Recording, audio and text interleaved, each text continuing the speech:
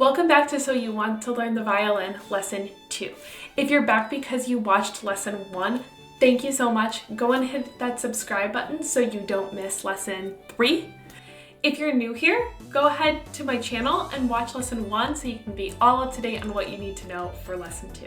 Let's go! Last week in Lesson 1, you learned how to play the violin by plucking the strings, which we call pizzicato. Today in Lesson 2, we are going to learn the violin through the bow. If you don't know the parts of the bow, you can go ahead and watch that in episode 1 and then come back to learn how to hold the bow. So as we start learning the bow, what I'd like us to do is make sure that the tip of our bow is facing towards the left and that the frog of our bow is facing towards the right. Your bow hand is your right hand, so that's what we're going to be doing everything with. I'd like you to hold the stick of the bow with your left hand for support throughout this entire learning how to hold the bow process. So the first step in holding our bow is making this llama shape with our fingers. Okay, if you notice, my thumb is really curved at the bottom and my thumb comes in contact with right behind the first knuckle of my fingers. Taking that llama shape to the bow, so I'm going to open it up and put my thumb exactly how it was, right next to the frog and next to the leather grip. I am not sticking my thumb through the hole of the frog, and I'm not sticking my thumb all the way out here at the silver winding. I am putting my thumb right next to the frog and right next to the leather grip. Here's another angle just so you can see where my thumb is and how it works. The next step is draping my two middle fingers on the opposite side of my thumb. I'm around the first knuckle of my fingers. The next step is going to be to rock towards my pointer finger. So I'm on the side of my pointer finger right around my first knuckle. And then finally I'm going to drop my pinky right over top the center of the frog. For me, I have a circle on my frog, which I will put my pinky on top of, but if you don't have this circle on your frog, you should just align your pinky with the center of the frog. You'll also notice that my pinky is very curved, so the side of my bow hold looks just like this. Make sure that you have this open space in your bow hand as well. So now that you've got your bow hold set up, you're still holding that bow with your left hand. Before we let it go, I want you to engage that pinky, engage your thumb, make sure you're rocked over to your pointer finger, and now let's let go. If when you let go, it looked like this, that's probably a sign that we didn't stay on our pinky tip and that we need to strengthen our pinky a little bit. Let's go do some exercises to strengthen that pinky. So the first exercise we are going to do is going to require our bow tip to be pointing towards the ceiling. Let's do a quick posture check. Your pinky should be curved, your thumb should be curved, your two middle fingers are draped over the side, and we're leaning towards our pointer finger as much as we can. Okay, your bow hold should look like this. We're going to go up and down with our bow. Next, we are going to go in circles. We are stirring our brownie batter, stirring our soup, strengthening our bow hold. At this point, make sure that your pinky is still curved and it's not going straight like this. Okay, we want our bow hold to be nice and soft, just like this. Excellent bow hold. We're going to tilt our bow back this way. You may need to support it if this happened to your bow hold. Really engage this pinky, and what we're going to do is the seesaw motion. So I'm going to let my left hand go and push down with my pinky to see if I can get my bow moving like a seesaw. You should really feel the side of your hand muscle engaging while we do this. One final exercise that my students actually came up with is pinky push-ups. What we are going to do is straighten out our pinky and then curve it again. Straighten out our pinky, curve it again. Do that a few times. You're also building finger flexibility at the same time, which is really great. All of these exercises you can do 30 times a day, so you can really start building your pinky and your thumb muscle so your bow hold can stay sturdy all the time. You can do this with your bow, obviously, but you can also use a pencil for a little bit of a lighter option, and even practice on your toothbrush when you're brushing your teeth to really make it part of your daily habits and routines. It's time to learn how to bow our strings to start to make music. Let's go. When we are learning how to bow on the violin, we are going to place our bow right over the F holes of the violin. When our bow is too close to the bridge, we may get a squeaky sound. And when our bow is too close to the fingerboard, our sound might crunch. For right now, as we're beginning on the violin, we're going to keep our bow right over top of the F hole so we get the best chance of making a really good sound. There will be times where closer to the bridge or closer to the fingerboard can help us adjust the volume of the sound, but we'll get into that when we are more advanced in our playing. We call this placement of our bow on the string contact point. We're going to now put our bows on the string. So we're going to set our violins up with really good posture, leaving our hand on the shoulder of the violin. We'll set up our bow holds like we previously learned in this video. And we are going to set our bow on the A string at the frog of the bow. From here, we're going to make sure that our arm weight is relaxed into the string. And then I'm going to just pull my bow down.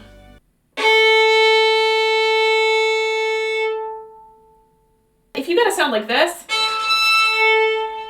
your bow might be too close to the bridge, or you might be playing with too little weight. If you got a sound like this, your bow may be too close to the fingerboard, and you may be using too much weight. So make some adjustments in the way that you're using your bow. Set your bow back at the frog, make sure you're leaning into the pointer finger and that your pinky is curved. And let's go ahead and try another down bow on our A string. That bow direction is what we call a down bow, when we start from the frog and we go to the tip. An up bow starts at the tip and goes up to the frog. Down, up, down, up. However, not all of the notes that we are going to play are on the A string. Sometimes we need to cross between all the different strings. You'll see as I rock from string to string that my elbow height changes. I'm now on the E string, rocking to the A string, D string, G string, and then back. My elbow stays in a straight line with my hand, and never this or this. So let's go ahead and start with 2 open E's. Then we will rock our hand to the A string and so on. E string at the frog, bow right over the F holes, leaning into our pointer finger, pinky finger curved. Rock to the A, rock to the D, rock to the G. So you should have found that your elbow ended up here and started down here, and hopefully you were able to get a clear sound. If your sound was a little wonky, go ahead and pause this video and try it a few more times so you can get a great sound on all of your strings. Notice when I'm bowing, I am simply opening and closing my elbow and not moving my shoulder back and forth. It's all coming from my elbow. My shoulder just determines what height the rest of my arm is at. I'm never swinging like this. When I open and close my elbow, my bow is straight like that. If I use my shoulder, my bow looks like that. We are going to learn our first piece with our bow, Twinkle Twinkle Little Star. We're going to bring our hands back out to playing position to start Twinkle. So make sure that your hand has all of the good posture we talked about in video 1. Check that your bow hold is great, just like we talked about earlier in this video. Set your bow on the A string, and your bow arm will look like this for the beginning of Twinkle.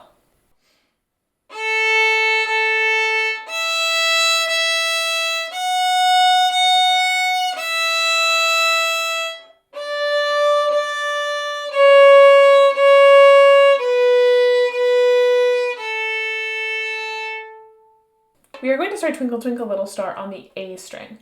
This piece uses A and E strings, so we don't have to worry about our lower two strings at this point. We are going to start with 2 open A's and 2 open E's. We're going to start with our bows in a down position.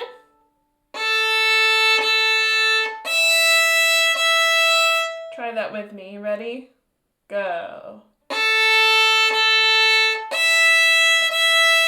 We are now going to add our first finger on our E string, which is our F sharp. Try that with me. Ready? Go.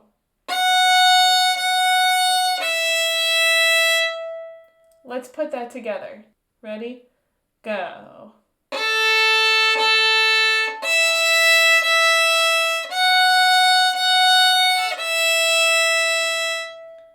From here, we're going to rock our bow to the A string and drop 3 fingers. We're going to work our way down our scale. 2 3s, which is our note D, 2 2s, which is our note C sharp, 2 B's, which is our first finger, and then open A. Ready? Listen.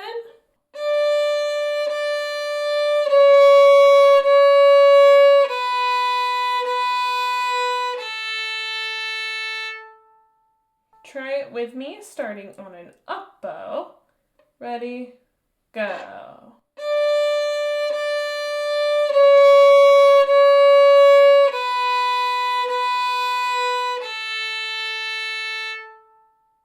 Feel free to pause it there so you can practice that a few more times. We're going to put those first 2 bits together, starting on our open A and then also ending on our open A. We're going to call this the A section. Okay, ready, go.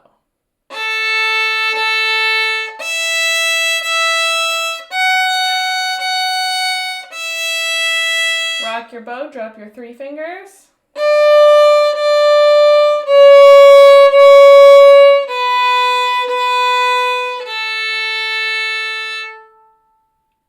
From here, it's going to be pretty similar. We go back to our open E, play that twice, rock to our A, third finger, which is our note D, down to our C sharp, down to our B, and then do that all again. We're going to call this the B section.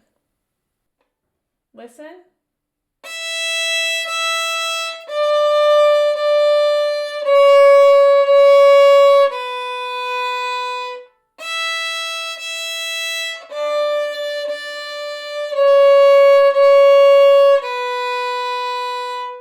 Try that with me, making sure that you drop your 3 fingers all together so you can just peel them off.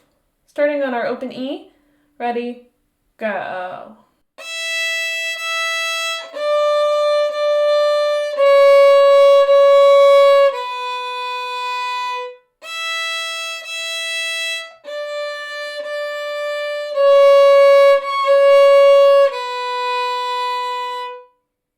And now we're going to go back to the first part of the song, which starts on our open A and then goes to our open E. Let's see what you remember. Ready, go.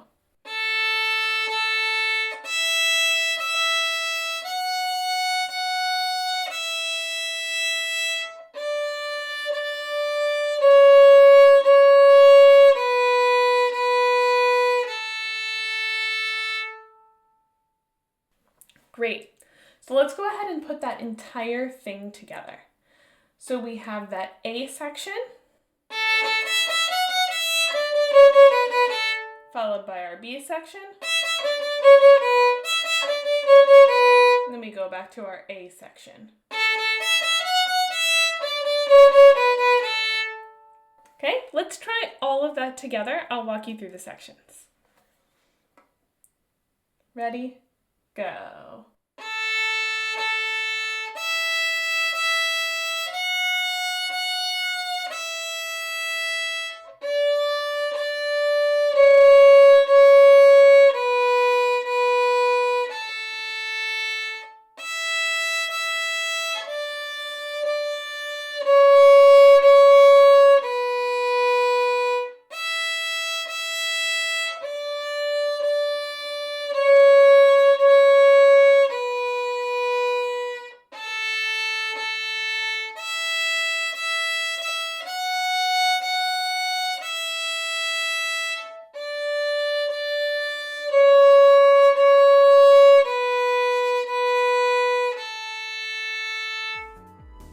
Congratulations, you learned how to play Twinkle Twinkle Little Star on the violin with your bow.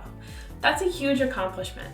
It may not sound perfect right now, but with more and more practice and thinking about the contact point of where your bow is on the violin, you're going to sound awesome. Keep working at it, and I'll see you back here for lesson 3. If you enjoyed the lesson today, please hit that like button and go ahead and hit subscribe so you don't miss lesson 3. Thank you so much. I'll see you next time.